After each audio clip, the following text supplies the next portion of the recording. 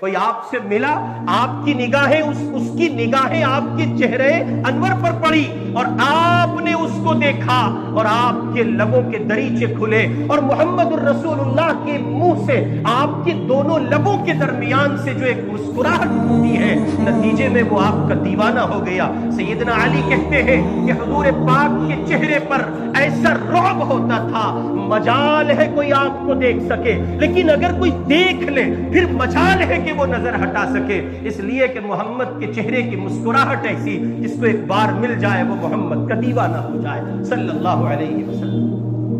تو بنیادی طور پر ایک بندہ ایسا، اس سے آپ نے ملاقات کی اور آپ کے ذہن میں اس کا تصور، اس کا خاکہ اور اس کے تئیں آپ کی سنجیدگی یہ بتاتی تھی کہ آپ اسے دیندار سمجھتے ہی نہیں، گردانتے ہی نہیں، مانتے بھی ہیں۔ آپ نے کہا بڑا نیک آدمی ہے، بڑا حضرت ہے، بس اتنے پر ہی تبصرہ رہنے دیجئے، اس سے آگے بات جاتی ہے تو کسی نہ کسی پہ فٹ ہو جاتی ہے۔ حضرت میں تو ہم بھی آتے ہیں تو ہم پہ ہی فٹ ہو جائے گی، مسئلہ نہیں ہے، لیکن حضرت سے آگے اگر ہم بڑھیں گے تو فٹ ہو جائے گی۔ فٹ ہوتے پھر لوگ کہتے ہیں دیکھو کر دیا کام، اتنی ہوشیار ہو رہی ہے امت، اتنے مائنڈڈ ہو رہے ہیں مقتدی، اللہ آپ کے فہم کو سلام۔ جہاں ذرا سی بات ذرا سی ٹریک سے ہٹتی ہے تو مقتدیوں کی نگاہیں بتاتی ہیں کر گئے کام، حالانکہ کام نہیں کرتے ہیں۔ سچ یہ ہے کہ یہاں بیٹھ کے کسی کو نشانہ بنا کے گفتگو نہیں کی جاتی ہے۔ بہرحال یہ کہ حضرت تک رہنے دیتے ہیں۔ آپ کے ذہن میں ایک تصور تھا، خاکہ تھا کہ بہت بڑے حضرت ہیں۔ آپ گئے، آپ نے السلام علیکم ورحمۃ اللہ، انہوں نے دونوں ہاتھ دیے، سوجا ہوا منہ، لبوں پہ مسکراہٹ نہیں، آنکھوں سے کسی طرح کا کوئی کلام نہیں، اور ایک عجیب سے کہیے امپریشنز کے ساتھ انہوں نے ملاقات کی اور کہا وعلیکم السلام ورحمۃ اللہ وبرکاتہ۔ آپ نے کہا خیریت سے ہے؟ تو انہوں نے کہا ہاں میں ٹھیک ہوں الحمدللہ۔ اب آپ کے ذہن میں تھا کہ یہ تو متقی ہیں، نیک ہے، بزرگ ہیں، اللہ والے، حضرت ہے، حضرت ہے، یہ تو بادل ہے، یہ تو برستے ہیں جگہ جگہ پر نیکیوں کے ساتھ، طاعت کے ساتھ، تقوی کے ساتھ، بزرگی پتہ نہیں کائے کے ساتھ برستے ہیں، بہت بڑے آدمی ہیں، یہ تو بادل ہیں، پھرتے ہیں لوگوں کو سیراب کرتے ہوئے۔ اب آپ کے ذہن میں ایک تصور تھا کہ جناب ان سے ملیں گے، نیک آدمی ہے، لیکن نیک تو سوجا ہوا ملا، نیک پہ تو ورم تھا، تو اس کا مطلب یہ کہ لے جائیں ڈاکٹر جمال کے پاس، یا ڈاکٹر صاحب شاہد صاحب کہتے ہیں، شمیم صاحب، ہوشیار رہیے گا انجیکشن نہ لگ جائے، تو ڈاکٹر شمیم صاحب کے پاس چلے جائیے، یہ ڈاکٹر جمال صاحب کیوں؟ ارے ان کو ورم ہے، یہ مسکرا کے نہیں مل رہے ہیں، ارے یہ تو بہت نیک ہوں گے اپنے گھر کے نیک، ایسے نیکوں کو نیک نہیں کہا جاتا۔ ان کی زندگی کے ملاقات کا یہ طریقہ مصطفیٰ کی سنت کے خلاف ہے۔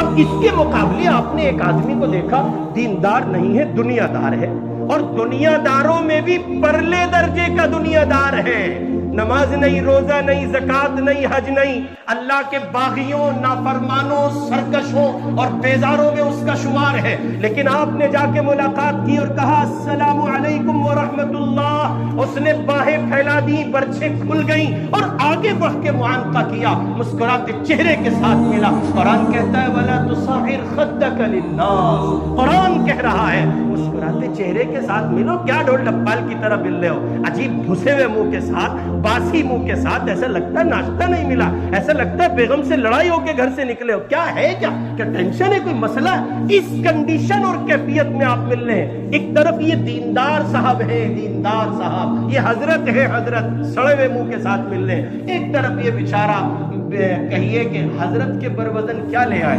حضرت کے بروزن لے آتے فن فجر، وہ زمانے طالب علمی میں کہا کرتے تھے، وہ ایسا کرتے ہیں، یہ حضرت بھی نہیں ہے، یہ دنیا دار آدمی ہے، مارکیٹ میں بیٹھتا ہے، بازار میں بیٹھتا ہے، اس کا کوئی تعلق کسی طرح کا دینداری سے نہیں ہے۔ اس اللہ کے بندے سے ملاقات کی، اس نے باہیں پھیلا دی، معانقہ کیا، 1000 بار پوچھا کیسے ہو، خیریت سے ہو، کہاں ہو، دکھائی نہیں پڑ رہے ہو، وہ مسکراتا جاتا ہے۔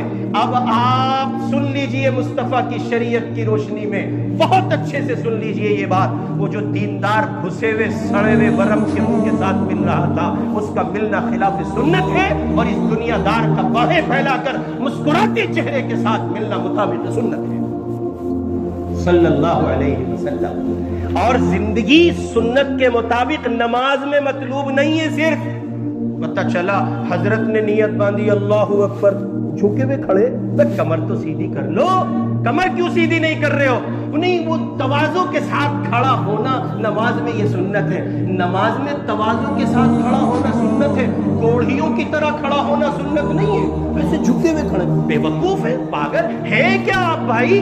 کون سا دین پیش کر رہے ہو؟ اب آ جاتا ہے رکوع کا نمبر، تو رکوع میں بھی آج کل ایک نیا ٹیلنٹ چلا ہے صاحب، اس کو لوگ تواضع کا نام دیتے ہیں، ہم اس کو پاگل پن کا نام دیتے. یہ پاگل پن ہے، اس لیے کہ مطابق سنت نہیں ہے. وہ پنڈلیوں کو سیدھا کرنے کے چکر میں اس کا آپ کو سوچ رہا تھا کہ دکھاؤں، کسی موقع پہ دکھاؤں گا، جانے دیجئے فی الوقت. وہ ایسے یہاں سے گھٹنے پکڑتے ہیں اور پنڈلیوں کو بالکل سیدھا کر لیتے ہیں، اسٹریٹ کر لیتے ہیں، کھڑا کر لیتے ہیں، اور بالکل ایسے ہو جاتے ہیں جیسے یہ چاچا ہے، مریض ہے. اچھے بھلے نوجوانوں کو دیکھتا ہوں اس طرح رکوع کرتے ہوئے.